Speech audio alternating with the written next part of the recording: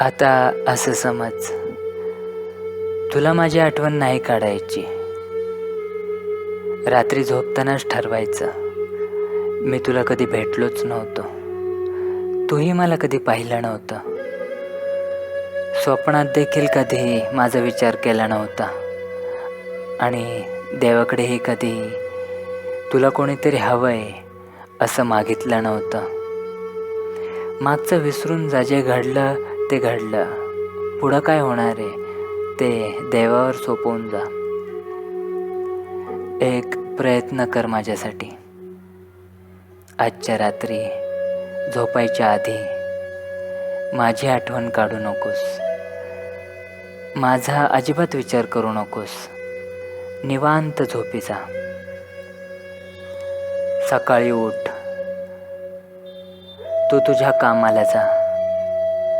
दिवसभर कामात मन रमव, मोबाईलवर गेम्स खेळ, मित्र मैत्रिणींना मेसेज पाठव, व्हॉट्सॲप कर, खूप गप्पा मार, मज्जा कर, फिरायला जा. कामावरून घरी ये, मोबाईल हातातून काढून ठेव, बॅग काढून ठेव, फ्रेश हो, टी व्ही लाव, एखादं म्युझिक चॅनेल लाव, तुझ्या आवडीचं गाणं लागेल. नाहीच लागलं तर चॅनेल चेंज कर. गाणी बघता बघता चहा ठेव, चहा घेऊन ये, तुझ्या आवडीचं गाणं लागेल. चहा पिता पिता गाणं ऐक, मग थोडा वेळ निघून जाईल. तू रिलॅक्स हो, मग स्वयंपाक करायला घे. आज मात्र तुझ्या आवडीची भाजी बनव, तूही खा, तुझ्या घरच्यांनाही प्रेमाने वाढ. जेवण करून मोबाईल पाहायला जा, इंटरनेट चालू कर, तुला हवं ते सर्फिंग कर, मेसेज कर, व्हॉट्सॲप कर, फेसबुकवर जा, मग झोपायला जा.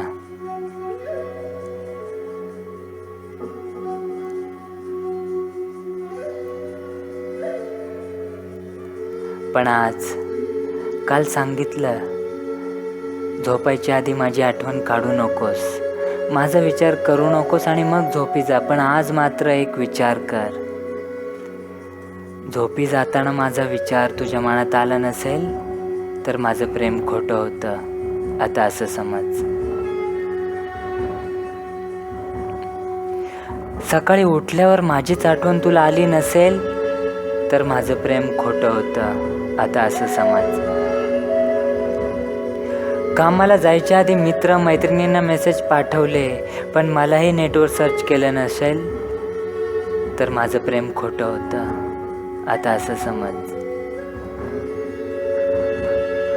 कामाला गेलीस, कामात मन रमवायचा प्रयत्न केलास, मन रमायला लागलं तेवढ्यात पुन्हा मोबाईल चेक केला नसशील तर माझं प्रेम खोटं होतं. आता असं समज.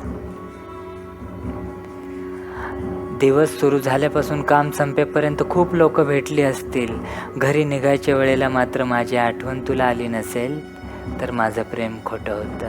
आता असं समज. घरी आली असशील, बॅग ठेवली असशील, चहा ठेवला असेल, गाणे ऐकताना मात्र माझ्याच आवडीचं गाणं लागलं नसेल तर माझं प्रेम खोटं होतं. आता असं समज. तुझ्या डोळ्यातून अश्रू येतील पण हेच सत्य आहे, तुझ्या आवडीची भाजी बनवायला सांगितली पण तू माझ्याच आवडीची भाजी बनवली नसशील तर माझं प्रेम खोटं होतं. आता असं समज.